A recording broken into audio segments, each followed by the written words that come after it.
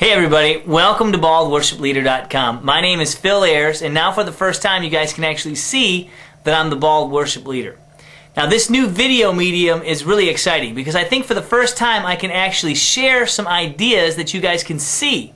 There's been some things I've wanted to do through the website and the podcast that I really couldn't get the impact out of because you couldn't see what's going on. So I hope that this will help.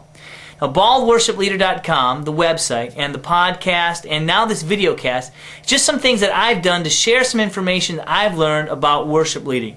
Certainly don't think I know everything about worship leading. I've got a lot to learn, probably just like you do. But I believe some of the things that I've learned over the last 20 years could probably help you out where you're at, whether you're a volunteer worship leader, or a part-time worship leader, or even a full-time worship leader. Let me just tell you this. If you have some questions about worship leading, or if you have some comments about the website, the podcast, or this videocast, or even if you have some criticisms, I'd love to hear them through email. Just send me something at phil@baldworshipleader.com. If it's a question, I'll do all I can to answer the email, or I might even answer it on a podcast or a videocast. Either way, I just love to get some feedback from you guys. Now, I have 3 things that I want to share with you guys in this videocast. The first thing is an interview, or actually not an interview, but a little segment I did with a friend of mine. His name is Forrest Wakeman. Now, he's the director of contemporary Christian music up at Cornerstone University in Grand Rapids, Michigan. He's a fantastic keyboard player. We were playing a retreat a couple years ago, and I caught up with him and asked him a little bit about playing the keyboard, and asked him to share some tips and tricks that he has about playing the keyboard that might help somebody in your ministry who plays the keyboard as well. Let's check that out. This is Forrest Wakeman, the best piano player ever on the whole face of the planet. And anyway, so he's going to tell you about playing piano effectively in worship music.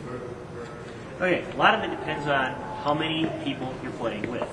If I'm playing by myself and trying to back up a tune, I might carry just about everything. I mean, for example, old song everybody knows.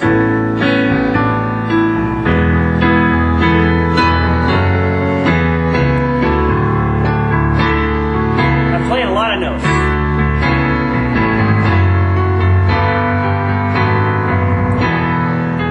That was a nice note. Anyway, if I'm playing by myself, I got to carry everything. I got to carry rhythm, I got to carry harmony, and I got to carry the dynamic of the song. As soon as I add another person, for example, if I had a bass player in, I might not play nearly as much with my left hand. So there, I might be playing the same song. Less low notes. Add the guitar, you got a rhythm guitarist, then I might even pull back from the rhythm and just play sustained chords. Just a little bit of filling in with arpeggios or... So essentially, the more musicians you have involved, the less notes you should play.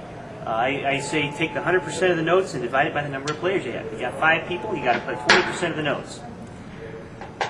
The other thing that's helpful with the piano or the keyboard in worship, don't play the melody. Everybody knows the melody. There's no need for you to play it. You got singers who are going to be singing it. You got people in the audience who are going to know the tunes, hopefully, and they're going to sing the melody. So you don't worry about it. Because what happens is you end up with everybody playing the melody, or the pianist is playing the melody. It tends to sometimes even get in the way of the singers. Finally, don't always play piano sounds if you got a keyboard. Pads are great. If you take a pad sound, something like this, where you're just playing something that's kind of sustainy in the background, can really fill in the texture without getting in the way of anybody. And again, you can thin your chords out. You sometimes even just use right-hand chords. Unless you really need the bottom end there, because if you got a bass player there, he's going to fill the bottom end in for you. So those are what I would say my top 3 things about playing keyboard for worship. Number 1, play however many notes are necessary. Fills, again, don't worry about them unless you're the only one playing, or unless there's a specific place where the keyboard should be playing a fill, according to how you decide things as a band. Don't play more notes than you need to. I already said that, didn't I? That's okay. And, think about, I guess, the other important thing is to listen to the rest of the musicians around you. If the guitarist is playing something really rhythmic, you're not going to want to play something really rhythmic too, because you'll get in his way. So if he's strumming away on an acoustic guitar, I might play something more patty to just kind of fill in the back. If the guitarist is strumming longer chords, I might want to drive a little bit more with the rhythm of the tune. Cool.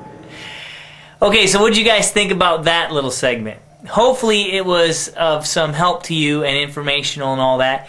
If you have a keyboard player that's in your worship ministry, or maybe you're a keyboard player yourself, you might want to share this video with them if it's helpful for them.